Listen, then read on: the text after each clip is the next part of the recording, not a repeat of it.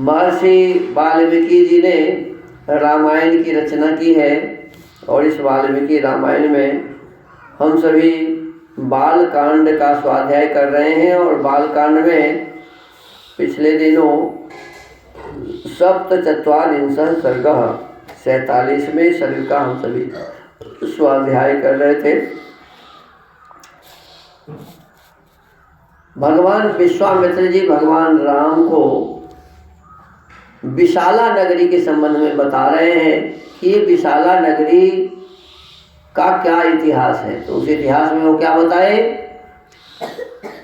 कि जब देवता अदिति के पुत्र देवता और दिति के पुत्र दानव इन दोनों अपने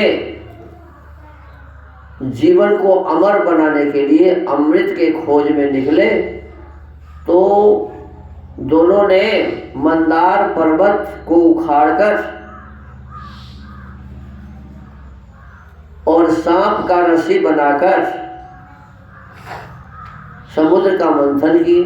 और समुद्र के मंथन से जब वो मंथन कर रहे थे तो समुद्र के मंथन करने से उसमें से विष निकला, फिर महिलाएं निकली, रथ निकला, घोड़ा निकला और एक आदमी धन्वंतरी नाम का एक आदमी उसमें से निकला कमंडल और लठ लेकर के। इस प्रकार से जब मंथन हो गया तो अमृत को लेकर के राक्षस लोग बड़े भागने लगे। तो देवता का जो उस समय थे मुखिया विष्णु भगवान, वो महिला का रूप धारण करके उससे अमृत छीन लिया और लड़ाई में सारे दानवों को पीस डाला। क्या किया? अब जिसका बेटा था दिति का, वो दिति चिल्लाने लगी, रोने लगी। रोते चिल्लाते अपने पति देव के पास पहुंची। किसके पास? पति देव कौन थे? कश्यप ऋषि। कौन थे? दिति के भी पति थे कश्यप, अदिति के भी पति थे कश्यप। तो देवता थे अदिति का बेटा और दानव था दिति का बेटा। तो सबको मार दिया। दिति जाके बोली कि आपका जो इंद्र बेटा है उसको हम मरवाना चाहते हैं, हमारे सभी बेटा को मार दिया है, तो इसको मरवाने के लिए हमें एक ऐसा बेटा चाहिए जो उसको मारने में समर्थ हो।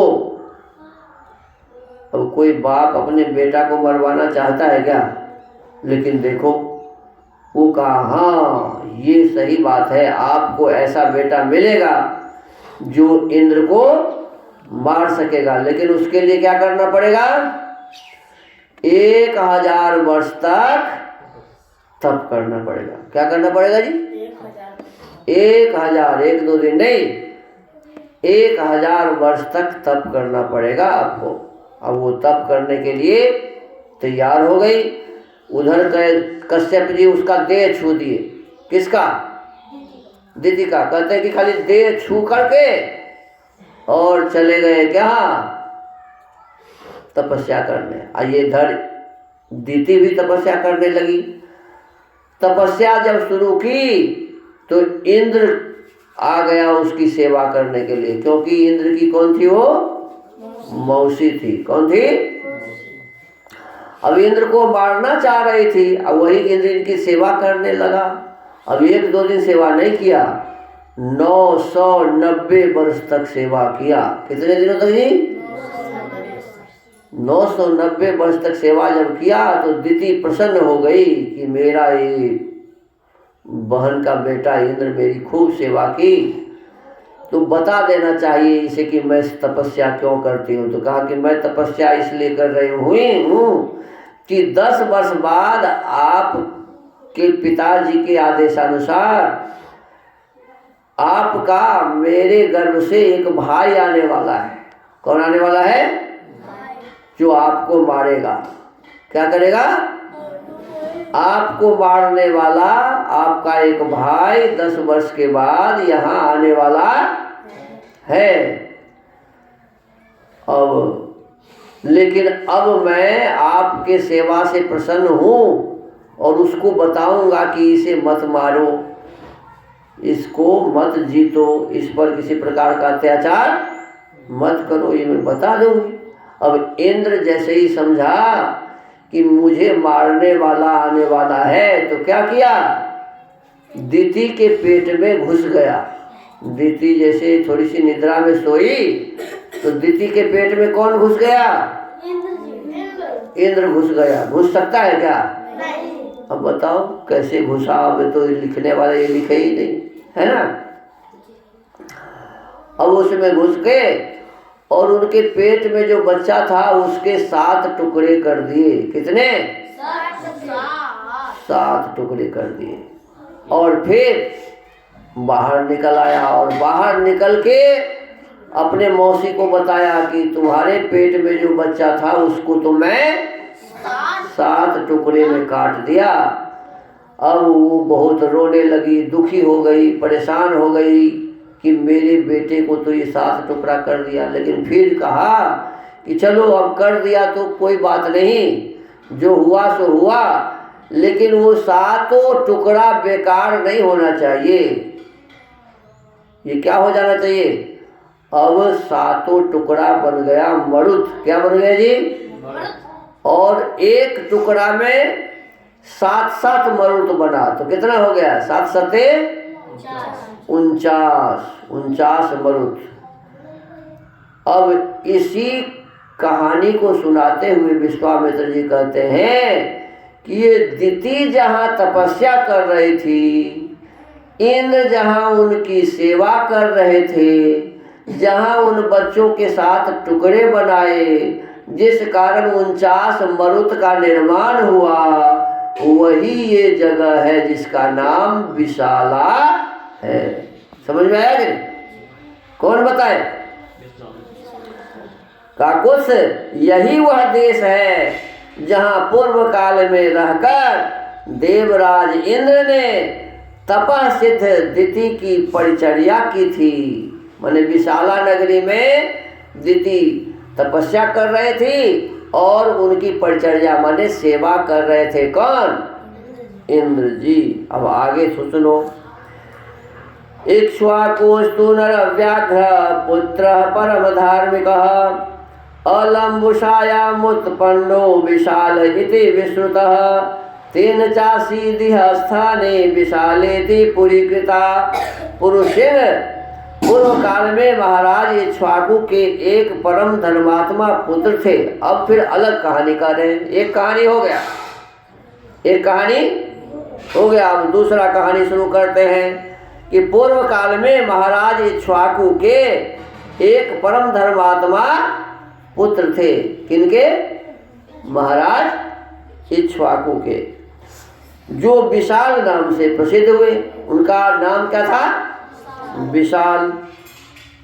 उनका जन्म अलम्बुसा के गर्भ से हुआ। अलम्बुसा एक महिला थी, तो अलम्बुसा इक्ष्वाकु की पत्नी थी और इक्ष्वाकु और अलम्बुसा के गर्भ द्वारा एक बच्चे का जन्म हुआ जिसका नाम था विशाल। क्या नाम था जी? उन्होंने इस स्थान पर विशाला नाम की पुरी बसाई थी। कहते हैं कि इस विशाला नगरी को बसाने वाले कौन थे? तो आप ही के पूर्वज, माने राम जी के पूर्वज, इक्ष्वाकु वंश के ही है ना वो। तो इक्ष्वाकु का बेटा क्या हुआ जी? विशाल। और उसी ने इस जगह को बसाया जहां हम लोग अभी खड़े हैं। विश्वामित्र जी कर रहे हैं किनको? भगवान राम जी को और लक्ष्मण जी को।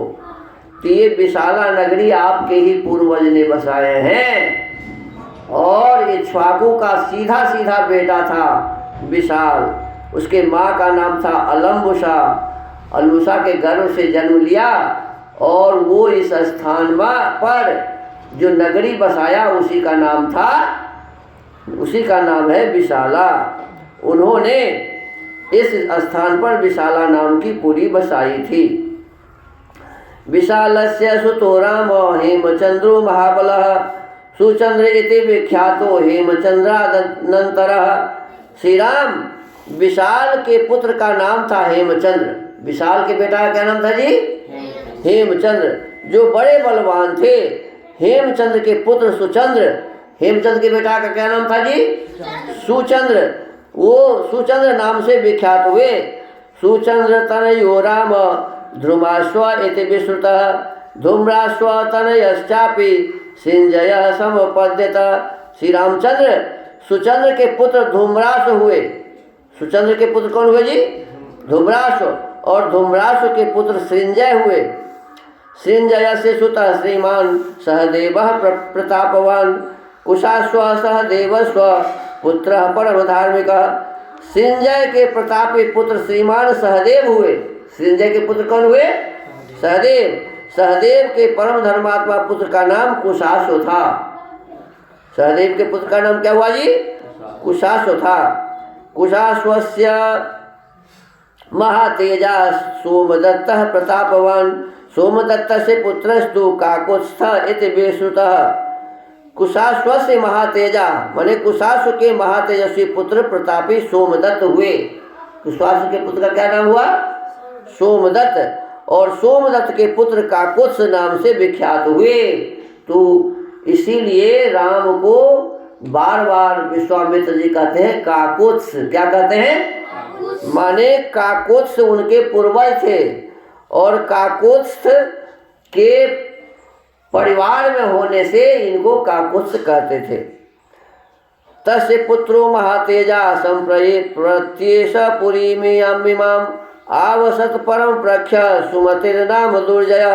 काकुत्स के महातेजस्वी पुत्र सुमति नाम से प्रसिद्ध हैं और जो परम कांतिमान एवं दुर्जय वीर हैं वे ही इस समय इस पुरी में निवास करते हैं। अब देखो क्या कर रहे हैं,